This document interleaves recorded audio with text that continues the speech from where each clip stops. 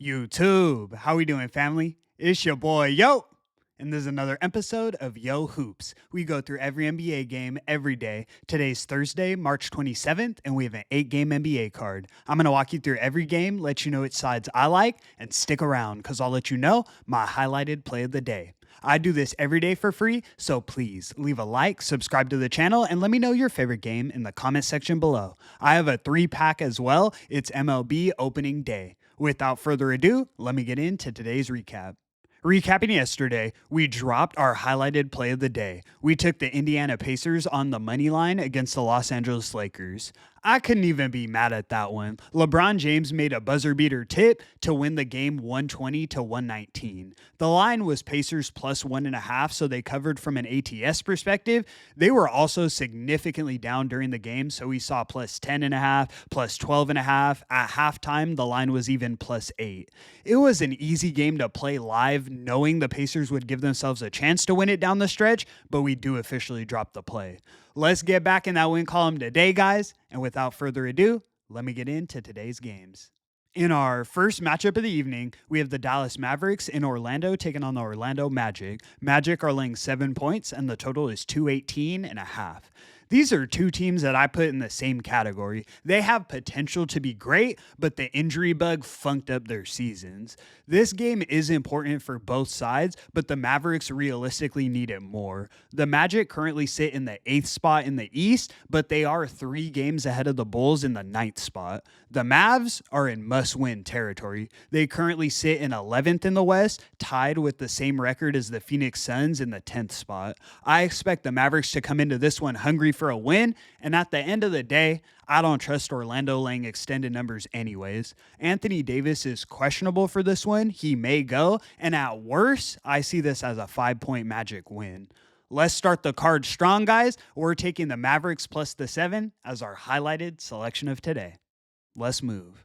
In our next matchup, we have the Indiana Pacers in Washington taking on the Washington Wizards. Pacers are laying 12.5 points, and the total is 233.5. Both teams come into this one on the second leg of back-to-backs. The Pacers fly from Indiana to Washington, D.C., while the Wizards fly from Philadelphia back to the crib. The Wizards are still facing a handful of injuries, but on no rest, I don't know if I could trust the Pacers to lay this extended of a number. The Wizards have looked somewhat competitive recently, but they either win games outright or get blown out. In their last 20 games, they don't lose many games within the number. The Pacers should be motivated after losing such a closely contested contest last night, and even though it makes me nervous laying such a big number, I think it's the right side. We're taking the Pacers laying the 12.5 as our next selection of today. Let's move. In our next matchup, we have the San Antonio Spurs in Cleveland taking on the Cleveland Cavaliers. Cavs are laying 14.5 points, and the total is 236.5.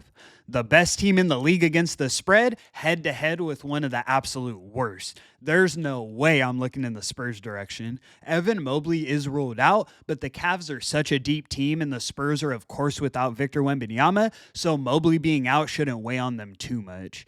There's not a ton of motivation for the Cavs to get this one done by margin. I can see something like an 11 to 14 point win, but I'm not putting my hard-earned money on the Spurs hoping they get a backdoor cover. We're taking the Cavs laying the 14.5 as our next selection of today. Let's move. In our next matchup, we have the Atlanta Hawks in Miami taking on the Miami Heat. Heat are laying 1.5 points, and the total is 227. This is going to be a fun one to watch. Really, I've been rocking with both of these teams recently. The Heat just got a dominant win over the Golden State Warriors, but the Hawks have now covered against the spread in their last 4 straight meetings. I could really be talked on to either side, but personally, I'm looking at the total. I already know the Hawks can score the ball. They average the 5th most points per game in the league, but after what I just saw in that last Rockets game, I'm convinced. We somehow cashed the under in that one. It was set pretty high, but the Hawks scored 66 points in the second half. Miami typically is a defensive-minded team, but I swear to you guys, the Hawks play no defense. Every possession in a Hawks game is a fast break. I do expect some missed shots. It's not like we have a bunch of elite scorers on the court, but ultimately, I think we get over this total. We're taking the Hawks and Heat over 227 as our next selection of today. Let's move. In our next matchup, we have the Los Angeles Lakers in Chicago taking on the Chicago Bulls. Lakers are laying 3 points, and the total is 234.5. The Lakers come into this one on the second leg of a back-to-back, flying from Indiana to Chicago. LeBron hit his 8th career buzzer beater last night, and the vibes in the Lakers locker room, I'm sure, are high. We saw this matchup 5 days ago on March 22nd, and the Bulls aired out the Lakers 146-115 in Los Angeles. The Bulls do come into this one slightly banged up, though. Josh Giddey and Nikola Vucevic are both questionable, and Kobe White is listed as probable. He should go. I watched that last game, and while the Bulls did come through in a big way, I don't expect that same heroic effort tonight. In that last one, Buzelis had 31 points, and the Bulls got multiple double-digit contributions from their bench. Guys were playing way above their pay grades. Here in the revenge spot after the Lakers' ecstatic win last night, I think they return the favor in Chicago. We're taking the Lakers laying the 3 as our next selection of today. Let's move. In our next matchup, we have the Memphis Grizzlies in Oklahoma City taking on the Oklahoma City Thunder. Thunder are laying 9.5 points, and the total is 237. Both sides have lengthy injury reports coming into this one. The Thunder have Jalen Williams, Ousmane Dieng, Aaron Wiggins, and AJ Mitchell ruled out. Then Cason Wallace is listed as questionable. On the Grizzlies side, Ja Morant, Brandon Clark, Zion Pullen, and Marvin Bagley are all ruled out. This is a tough one. While I do think the Thunder definitely win this game, laying double digits is a tall order. The Grizzlies have started to find some rhythm without Ja Morant, and the Thunder are shorthanded themselves. I'm in no rush to fade OKC. It's a lean at best, but I do think the Grizzlies keep this one within the number. We're taking the Grizzlies plus the 9.5 as our next selection of today. Let's move.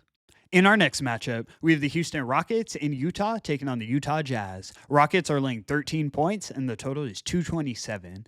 The wheels are starting to fall off in Utah, and for good reason. They currently have the worst record in the league, so their best play moving forward would be to lose games and focus on next year. The Rockets have been disappointing from an ATS perspective, but they are 9-1 straight up in their last 10 games. The Jazz are still banged up as well. No Jordan Clarkson, Lauri Markkanen, or John Collins. Not only is this a huge mismatch, but these are two teams headed in completely different directions. We're taking the Rockets laying the 13 as our next selection of today. Let's move. In our last and final matchup of the evening, we have the Portland Trailblazers in Sacramento taking on the Sacramento Kings. Kings are laying 5.5 points, and the total is 225.5.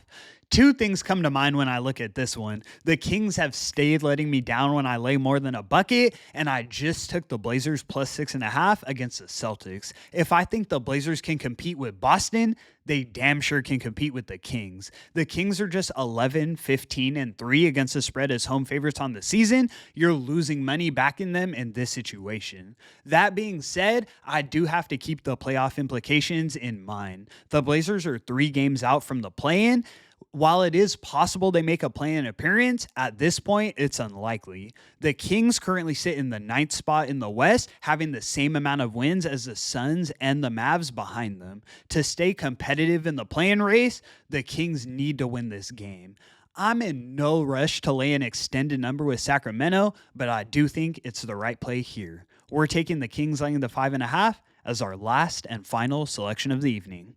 Hey guys, it's MLB opening day. I got a little 3-pack for you today. I'll have entire separate videos for the MLB later in the season. I'm a huge baseball fan, but I want to get us positive this NBA season, so I'm going to be locked in on that for now. With that being said, my first selection will be the Milwaukee Brewers on the money line in New York against the New York Yankees. Stop playing. The Yankees are overrated a majority of games anyways. They had a nice season last year, but in years past, I made a pretty penny fading them. They've lost Juan Soto, who is definitely their best hitter last year, and the Brewers always play him tough. Next, I'm looking at the Boston Red Sox on the run line in Texas against the Texas Rangers. The Red Sox offense was already lethal last year. Now you add Alex Bregman and Garrett Crochet on the mound. say less. Corey Seager and Marcus Semien are two of my favorite players in the league, but I think it takes the Rangers a few games to get reacclimated to everyone being back in the lineup. The last play I'm personally taking is Steven Kwan of the Cleveland Guardians to score a run. You can find it for around minus 110 odds. The guy's got a 386 on base percentage, steals bases, and the 2 through 4 spots behind him are all solid hitters. Lock that in. I had to come with a 3-pack for opening day. We'll get more into baseball, like I said, as the NBA regular season winds down, but I'm excited. Let's get after it today. And that's going to conclude today's video. Thank you so much for tuning in, guys. We're now 16, 16, and 2 against the spread on highlighted plays in March, but let's end it strong. You know, I'm looking to make it a big one. I'm going to get us back in that win column today. I appreciate the support so much. I do this every day for free, so please leave a like and subscribe to the channel. It's your boy, yo! And until the next one, I'm going to catch y'all. Peace.